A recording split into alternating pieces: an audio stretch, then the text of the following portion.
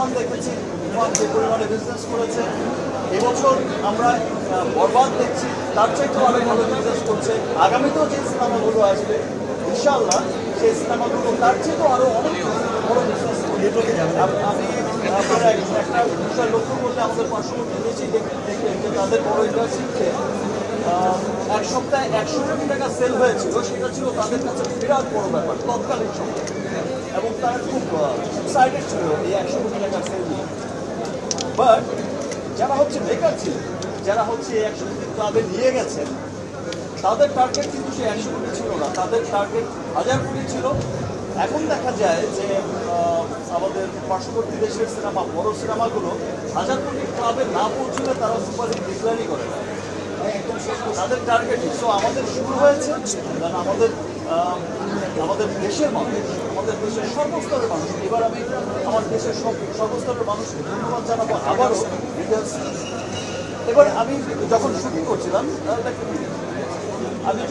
করছিলাম এই কিছুদিন আগে, এই কয়েকদিন আগে আমাকে কিছু মানুষ এসে যখন বললো, তারা সিনেমার কোর মানুষ, তারা যখন এসে বললো যে দিস ইজ দ্য ফিল্ম যেটা গুলশান থেকে গুলিস্তান সবাই দেখছে।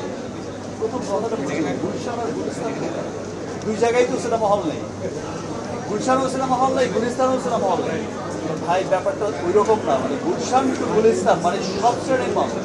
সেটা যেমন আপার ক্লাস যেটা বলছে, তারা গুলশান মিনস আপার ক্লাস বোঝাতে চেয়েছে, আর গুলিস্তান মিনস কিন্তু সাধারণ মানুষকে বোঝাতে চেয়েছে, আমাদের মতো নর্মাল পিপলকে। সো বলছে যে গুলশান টু গুলিস্তান সর্বস্তরের মানুষ দেখছে, এবং যে চিত্র আমি দেখেছি মাল্টিপ্লেক্সগুলোতে, যে চিত্র আমি দেখেছি সিঙ্গেল স্ক্রিনগুলোতে, এই ভালোবাসা অব্যাহত থাকলে, এবং যে চিত্র আমরা দেখছি দেশের বাইরে যেখানেই যাচ্ছে সেখানেই কিন্তু বরবাদ জোয়ার বয়ে, মানে ভালোবাসায় সবাইকে বরবাদ করে দিচ্ছে। এই ভালোবাসা অব্যাহত থাকলে দেশের বাঙালিদের মধ্যে, বাংলাদেশিদের মধ্যে ইনশাল্লাহ আমরা এই 100 কোটির ক্লাব কোনো একদিন আমরা বলবো যে ভাই 1000 কোটিতে তো পৌঁছে গেছে, তো আশা তো করি যে ছাড়িয়ে যাবে।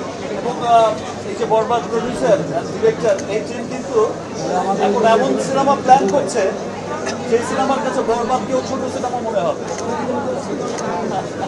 আমি কত নাম্বার নায়ক আমি সেই বিচার কখনো করি, আমার জীবনের শুরু থেকে আজ পর্যন্ত আমি কখনো নাম্বার নিয়ে চিন্তিত না।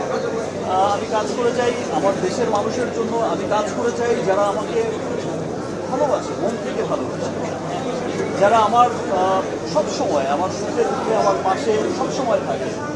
ভালোবেসে একটা শ্রেণীকে তো মানুষ সাকিবিয়ান বলে ডাকে। I love Shakibiyan.